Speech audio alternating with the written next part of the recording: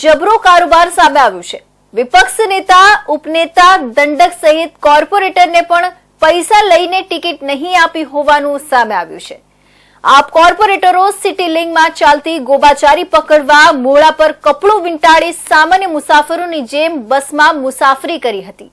વિવાદના પર્યાય સમા city link bus service ફરી એક વખત વિવાદમાં આવી છે। ભૂતકાળમાં અનેકવાર જોવા અને જાણવા મળ્યું છે કે સિટી લિંકનો સ્ટાફ મુસાફરો પાસેથી પૈસા લઈને ટિકિટ આપતો નથી।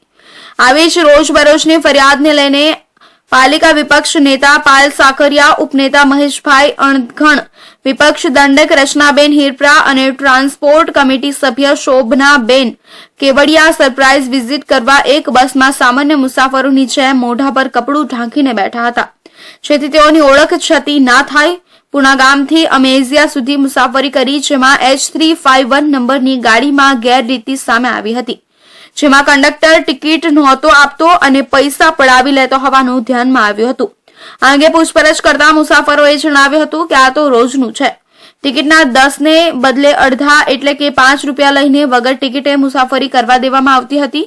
એટલું જ નહીં, શાળાએ જતા નાના બાળકો પાસેથી પણ રોજના 10 રૂપિયા લઈને ટિકિટ આપવામાં આવતી નહોતી। આ બાબતે કારણ પૂછવા પર જવાબ મળતો કે મશીન બગડેલું છે અથવા અન્ય કોઈ પ્રોબ્લેમ છે।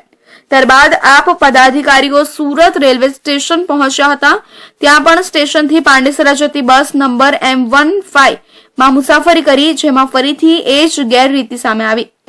ગત રોજ એક કંડક્ટર બાબતની જે ફરિયાદ અમને પણ મળી છે, હું જણાવવા માંગુ છું, હું જ્યારથી ચેરમેનનો આ પદભાર લીધો છે ત્યારથી આપણે આ શહેરમાં ઝીરો એક્સિડન્ટ પોલિસીનો આપણે અમલ કરાવ્યો છે અને તે અમલ અમે લાવ્યા પણ છે।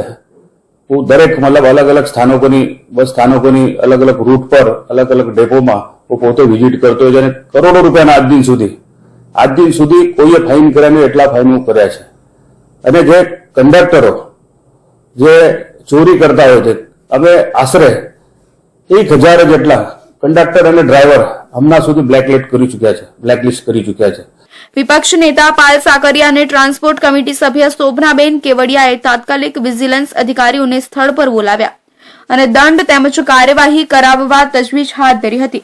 આ બાબતે વિપક્ષ નેતા પાયલ સાકરિયાએ જણાવ્યું હતું કે રોજ કંઈ કેટલાય મુસાફરોને વગર ટિકિટ ઉપરના પૈસા લઈ મુસાફરી કરવા દેવામાં આવે છે, તો પાલિકાને રોજ લાખો રૂપિયાનું નુકસાન સહન કરવાનો વારો આવતો હશે। મુસાફરો તો પૂરા પૈસા આપી ટિકિટ લેવા માંગે જ છે, પણ એજન્સીના માણસો ઈચ્છતા નથી હોતા અને જાણી જોઈને ખોટના ધંધા કરવામાં આવે છે।